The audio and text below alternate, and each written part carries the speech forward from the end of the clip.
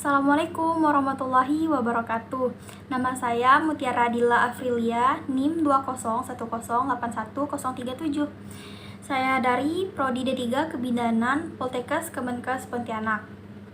Di sini saya akan sedikit menjelaskan mengenai peran dan fungsi bidan untuk memenuhi nilai UAS mata kuliah konsep kebidanan. Adapun pengertian peran bidan yaitu adalah suatu perangkat tingkah laku yang diharapkan dan dimiliki oleh seseorang yang berkedudukan di dalam masyarakat. Peran bidan yang diharapkan yaitu sebagai pelaksana, pengelola, pendidik, dan peneliti. Adapun tugas bidan memiliki 3 kategori yaitu tugas mandiri, tugas kolaborasi, dan tugas rujukan. Tugas mandiri bidan yaitu tugas yang menjadi tanggung jawab bidan sesuai kewenangannya, meliputi yang pertama, menetapkan manajemen kebidanan pada setiap asuhan kebidanan yang diberikan. Yang kedua, memberikan pelayanan dasar pranikah pada remaja dengan melibatkan mereka sebagai klien.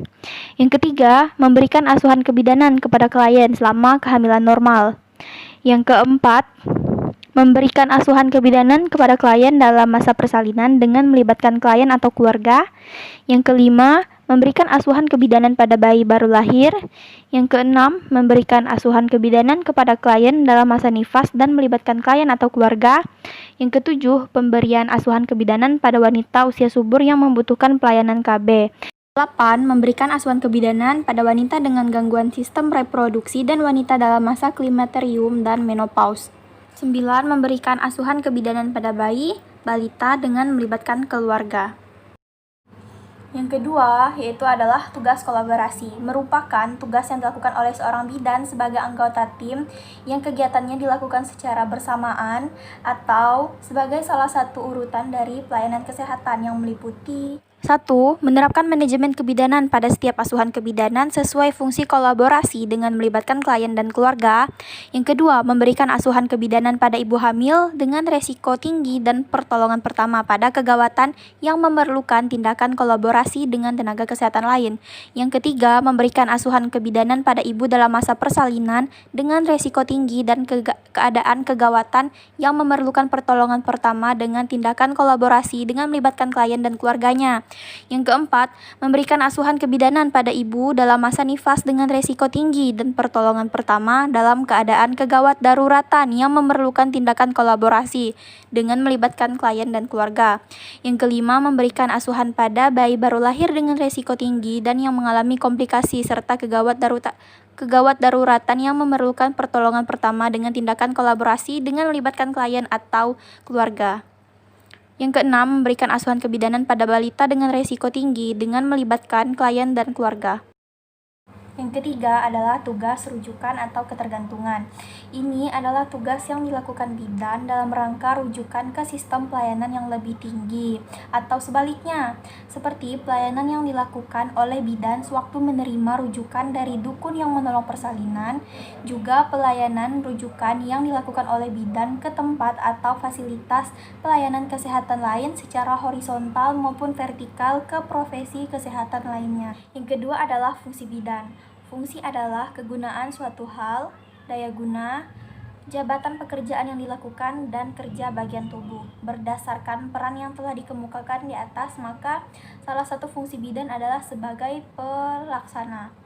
Adapun fungsi-fungsi bidan mencakup yang pertama, fungsi pelaksana, yang kedua, fungsi pengelola, yang ketiga, fungsi pendidik, dan yang keempat, fungsi peneliti. Fungsi bidan sebagai pelaksana mencakup melakukan bimbingan dan penyuluhan kepada individu, keluarga, serta masyarakat, melakukan asuhan kebidanan untuk proses kehamilan normal, kehamilan dengan kasus patologis, dan kehamilan dengan risiko tinggi, menolong persalinan normal dan kasus persalinan patologis tertentu, merawat bayi segera setelah lahir normal dan bayi dengan risiko tinggi, melakukan asuhan kebidanan pada ibu nifas, memelihara kesehatan ibu dalam masa menyusui, melakukan pelayanan kesehatan pada anak balita dan prasekolah, memberikan pelayanan keluarga berencana, memberikan bimbingan dan pelayanan kesehatan untuk kasus gangguan sistem reproduksi termasuk wanita pada masa klimakterium internal dan menopause sesuai dengan wewenangnya.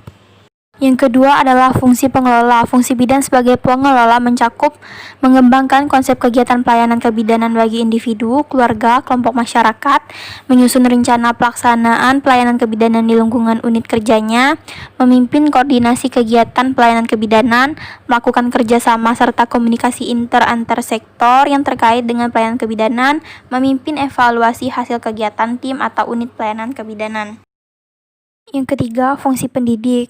Fungsi bidan sebagai pendidik mencakup memberi penyuluhan kepada individu, keluarga, dan kelompok masyarakat terkait dengan pelayanan kebidanan dalam lingkup kesehatan serta keluarga berencana, membimbing dan melatih dukun bayi serta kader kesehatan sesuai dengan bidang tanggung jawab bidan, memberi bimbingan kepada para peserta didik bidan, mendidik peserta didik bidan atau tenaga kesehatan lainnya sesuai dengan bidang keahliannya.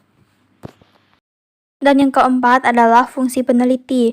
Fungsi bidan sebagai peneliti mencakup melakukan evaluasi, pengkajian, survei, dan penelitian yang dilakukan sendiri atau berkelompok dalam lingkup pelayanan kebidanan, melakukan penelitian kesehatan keluarga dan keluarga berencana. Sekian video dari saya, semoga menjadi ilmu yang bermanfaat dan berguna bagi kita semua. Mohon maaf apabila ada kesalahan dan kekurangan dalam proses pembuatan video.